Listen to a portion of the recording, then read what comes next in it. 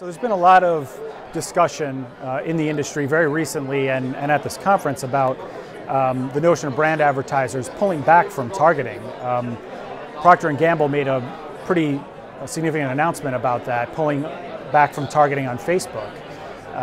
They still will advertise on Facebook, but not target. And I think the underlying notion there is that targeting may be a great tactic for to drive certain metrics. But when you're a brand advertiser, you can't forget the top of the funnel. And I think that's what these guys were doing. You need to have ad campaigns that are geared toward driving the metrics that matter to you as a brand. And as a brand, you need to constantly fill the top of the funnel by driving awareness and consideration. It is not all about finding that specific target audience that already knows about you and getting them to buy that next piece of chocolate or that next bottle of Tide.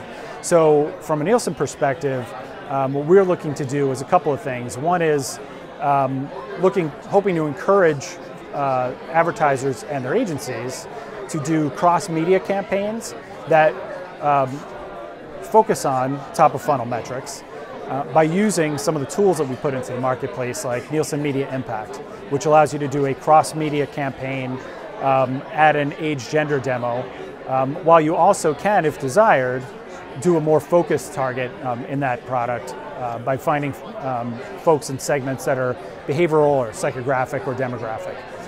So we're trying to encourage, through that set of tools, brands and advertisers to do cross-media.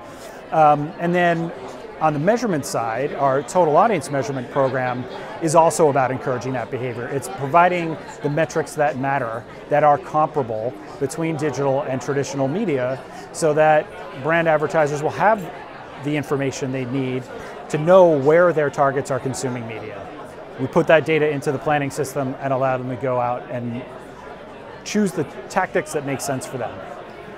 So Eric, there's been a lot of talk about viewability and sort of what's a view and what's not, and there's been some high-profile issues raised in the press lately. Where does that all stand? Where do you guys come down on that? Sure.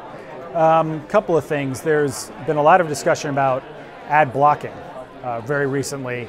The point of view Nielsen has on that is we need new standards for digital advertising to create a better user experience for the end user, so they don't look to block the ad, so that they're a value-added experience, and we would love to participate in that. From the perspective of, is the ad viewable when it's served, and is it, by the way, in a brand-safe environment, which is also very important, particularly when a lot of ads are served programmatically, you don't know necessarily where they'll go. Our perspective on that is that in our currency measurement product, Digital Ad Ratings, we've chosen to go with a flexible viewability approach, where we support 3 of the biggest viewability and brand safety vendors out of the box, Moat, Integral Ad Science, and Double Verify. Or we can work with a vendor of the publisher's choice. And the idea is to give the publisher, let the publisher choose the provider and the metrics that they're comfortable with, while making sure that we're delivering a viewable GRP.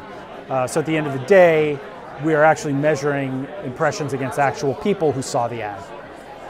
So how chaotic is the situation now in terms of viewability, and where should it go, and sort of, how do you see things and where they should go on a continuum? Well, it's hard to say, which is one of the reasons that we went flexible instead of creating our own viewability solution and sticking with that. It's very dynamic. The standards have evolved and continue to be discussed and debated. There's a certain set of standards that the MRC has put out now, but there's ongoing debate about whether they need to change or evolve. Also, as digital ads move on to different platforms or are in different content experiences, a video versus a text-based content or audio-based content, I think there may be different standards about was it viewed, was it listened to, was it heard. So I think there's a lot left to be done there. For now, our approach is let's be flexible, let's let the publisher decide who they want to use, or let the campaigner decide who they're going to use, and we'll see where it goes from there.